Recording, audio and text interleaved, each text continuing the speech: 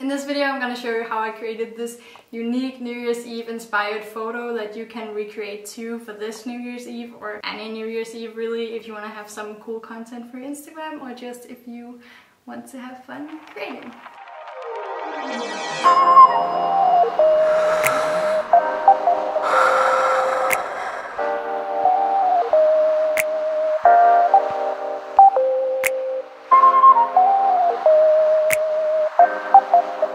My two favorite things about New Year's Eve are glitter and cool outfits with glitter. So of course I wanted to create a photo with glitter.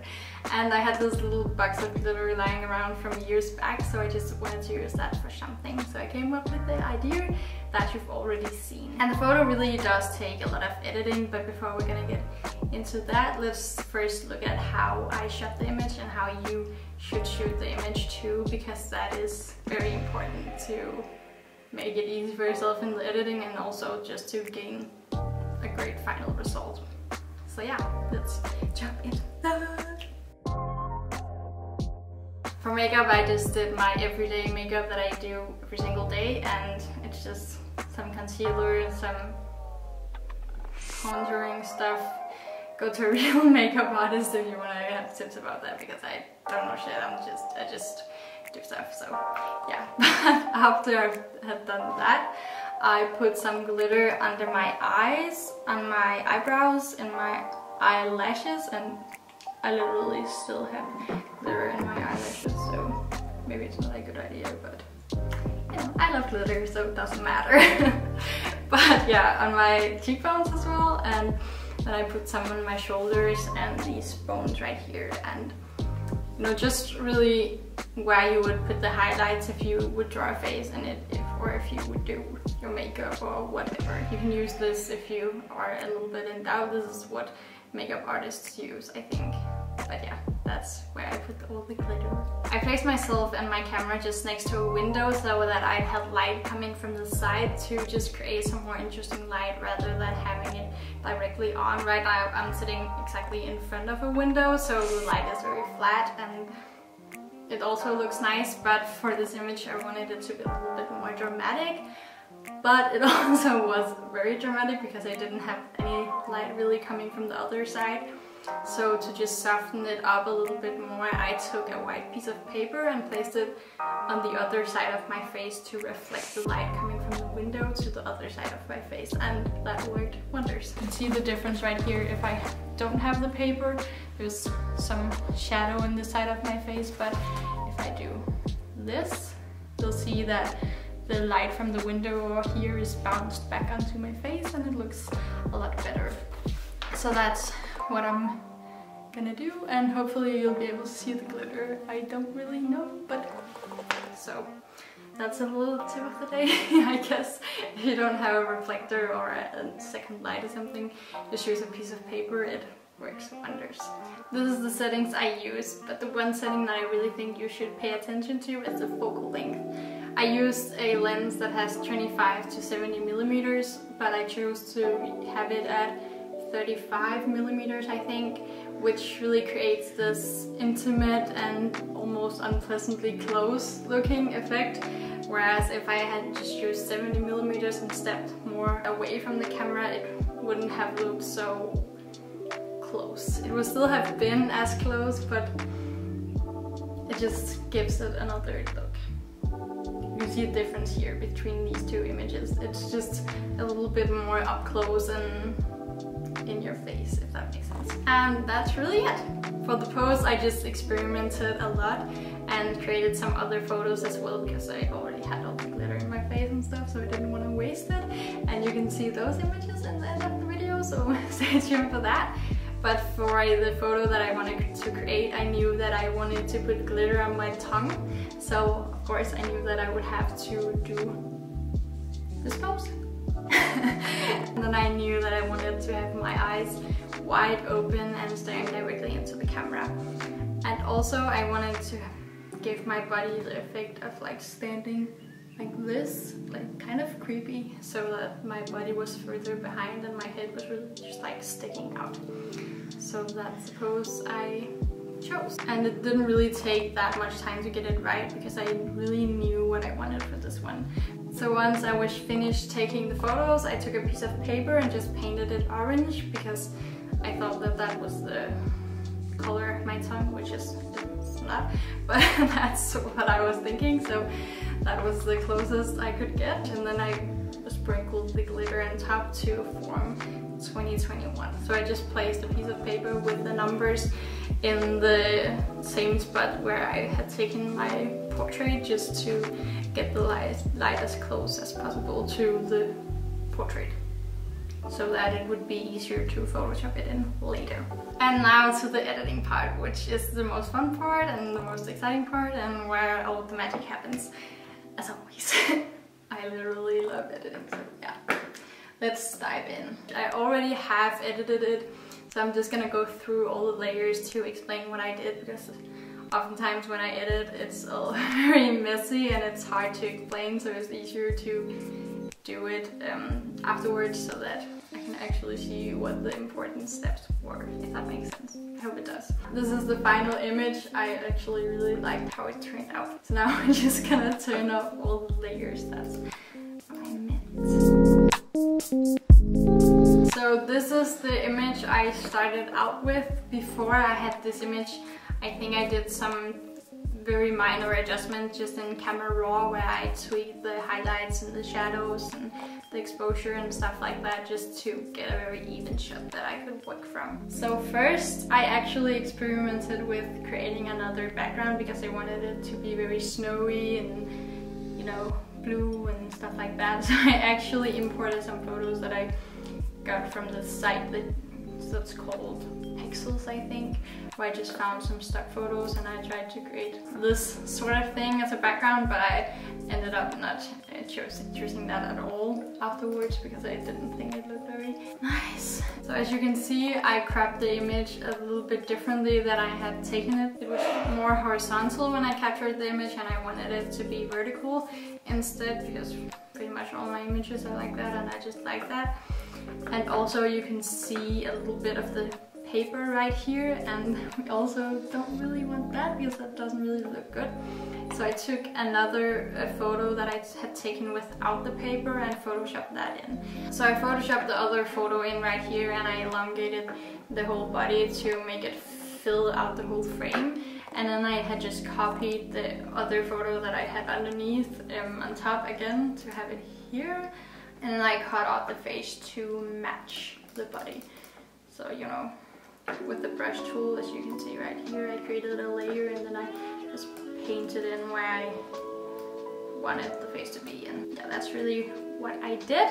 And then, as you can see here, I have some skin retouching that needs to be done because it's not very clean and stuff like that. And the way I did that is that I did frequency separation, and it's a whole other tutorial that needs to be done just on that because it took a long time. And yeah, you can Google how you did it. You can probably find thousands of tutorials showing you how to do it, but as you can see here, the before and after on the frequency separation is really quite crazy. Especially over here, you can see this is the after, but if you turn it off, there's some spots and stuff, and the same down here, there are some scars and stuff. If we just turn it on again, it's pretty much gone. So it really makes a big difference. Once I kind of had the face that I wanted and the body and stuff, I wanted to do something with the background because it doesn't really look very nice right now. So let's just turn on all the layers to see what we actually did, because as I explained to you before, I actually wanted to have this kind of background with all of that stuff, but I don't think it looks very nice. But you know, that's really the process. You just try stuff out and see if it works, and if it doesn't, you just change it again. So I wanted to actually keep the background that I already had because it's a pretty nice pattern, and yeah, I guess I liked it a little bit. But then I just wanted to change the color to blue because that would match the whole vibe of the photo a lot more with the white glitter, and it's kind of snowy and wintry, and you know. So I wanted to have the wall cover the whole image, so that we would get rid of this white area up here. So I just took a photo behind it and elongated it a lot to make it fill it out.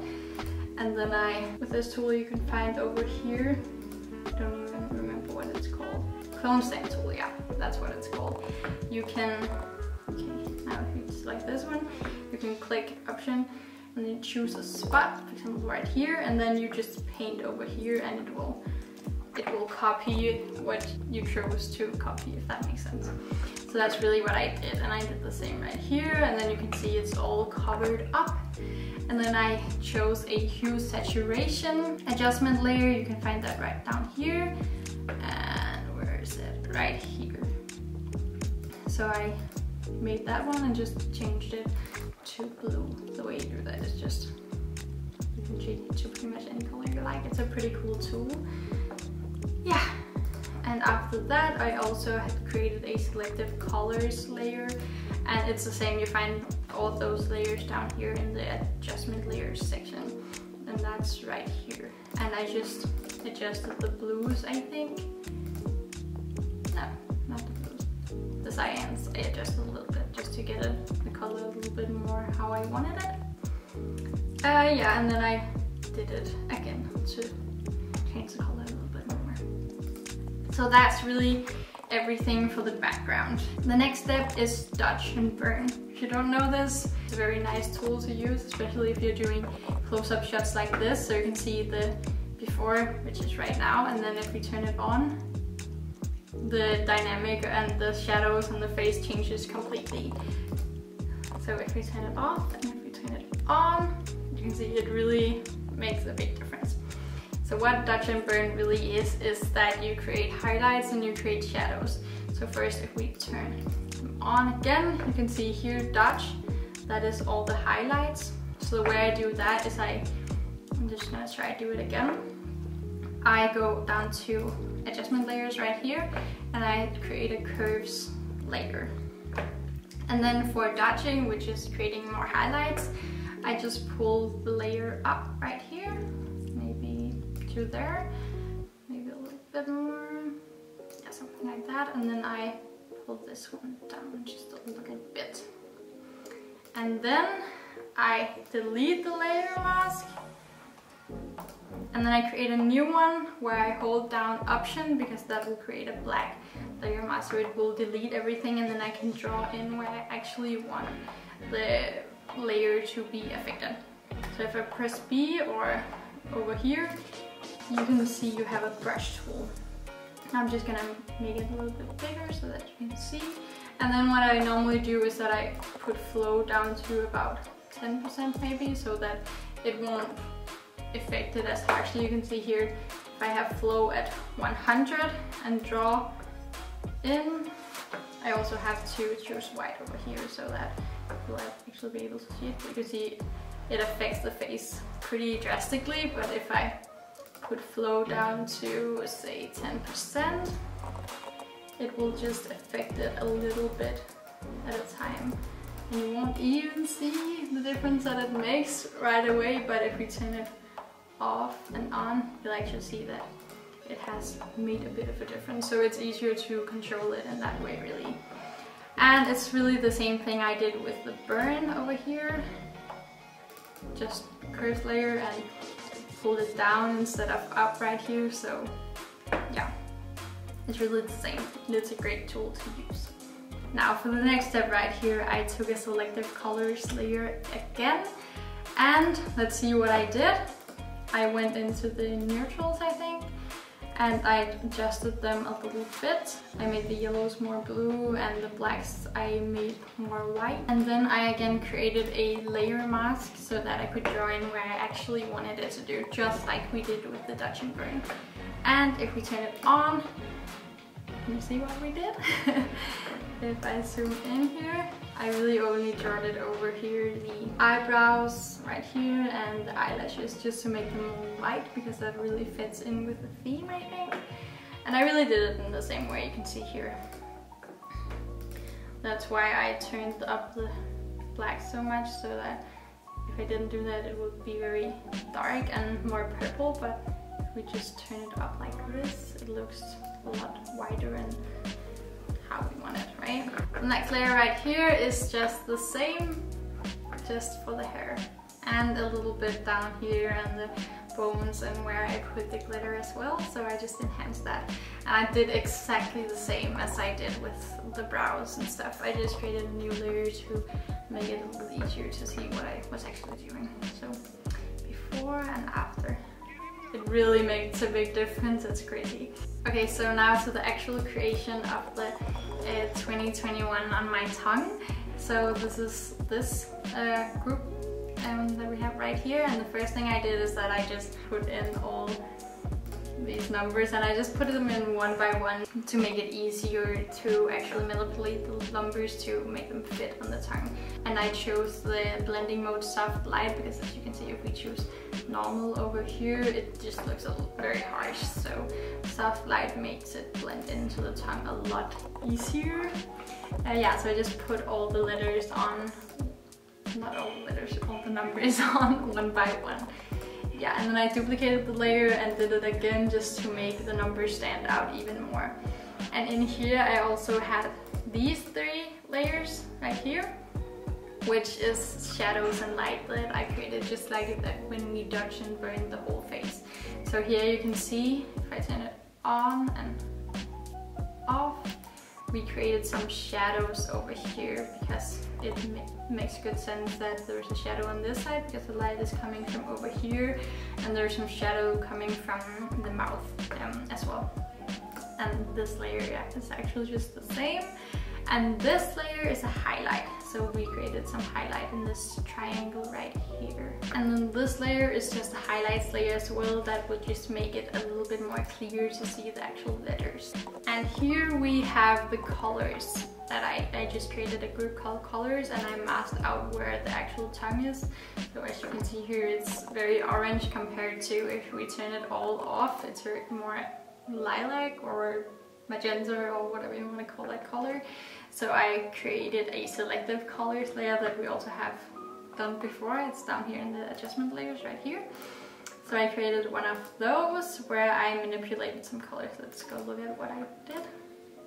Maybe the reds. Yeah, so I changed the reds a lot towards the more greenish side, and yeah, you can almost see like a curve here of what I did. You can redo that if you want. And then I desaturated it a lot because it's very saturated right here. So I just desaturated it a little bit and made it a little lighter, as you can see, and changed the color very slightly, just by 1. So really not a lot. And yeah, that's it for the tongue. Let's move on to the final adjustments. So these 2 are just, once again, selective colors layers that I use to just adjust the final touches. So let's see what we did here. We definitely did something with the blues right here. You can both see the eyes start to pop even more and the background and stuff. So, okay, I both changed all the reds and the yellows and not the greens, because a little bit of greens, but there's not really any greens left in here. The cyans. And a tip I really want to share is this layer up here. It's not something that I turn on by the final layer, but if you turn it on, you can see the actual colors that are affecting the layers. So that's something I turn on and off all the time when I'm editing. And you can see it's primarily blue and oranges that we have in the photo, and that's really what we want because that's complementary colors, so they look very good together. But we can see right here that we have some green tones that doesn't really, and maybe a little bit here as well, that doesn't really fit into the rest of the colors. So I think that is what I did right here. Yeah, so if we turn it on again, let's see. Yeah, you can see now it's more blue and it's more even all over, so that's a really nice tip. So the way that you create a layer like this is you go down here to adjustment layers once again, and you go to solid color and you click that, and then it just creates a layer with a solid color. So you want to go down to these letters right here and type 50, 50, 50, and 0. And click OK. And then you want to go over here to the, what do you call these, blending modes, and choose luminosity. And boom, you have it, and it's really helpful. You can see all of the blue colors and all of the orange colors and how they play together. And it's just very, very helpful if you want to create a nice color palette for your photos. The final layer is this one. You can see what I did? The thing that what I do for this layer is just that I take all of the layers that I've made and I put them into one group, as you can see here, and then I duplicate it, and you do that by pressing Command J, duplicate it, and then I right click and press merge group. And that will just create a solid layer with everything that you've created just in one single layer. And then you can go and apply a camera raw filter and do the final tweakings of the colors and stuff like that. I think you can actually go in here and apply previous settings and see what I did. Yeah, we can. So I adjusted some textures. I didn't want it to be very texturized, and I adjusted the clarity a little bit and the vibrance and saturation. And what did we do else? Some color adjustments, especially here in the oranges and in the blues. You can see here and here, because that's really the only colors that are actually in the photo. Yeah, I don't think we played with these. No, we didn't. And then I did some color grading as well, on, off and on. I just applied some blues to the shadows and some oranges to the highlights to make the color contrast that we have even more clear. And then I applied some grain, as you can see, off and on. Not really a lot, but I just really like the effect of that. And then I went down to calibration and just adjusted as I like it. There's really no rules for this, it's just trial and error and play a little bit with it. You can see on and off and on. It really doesn't make a huge difference, but yeah. It's just those final details. And then I press OK, and here we have it. Final image! Ooh, yeah, ooh, yeah, ooh, yeah. With all the glitter in my face, I also took some extra shots and I just edited one of those, so this is how that turned out. If you're going to recreate this photo, please send it to me, because I would love to see how you do. And other than that, please give the video a like if you liked it, because that would just make me very happy. And remember to subscribe and hit the bell to be notified every time I post a new video. Here's my Instagram, and until next time, bye!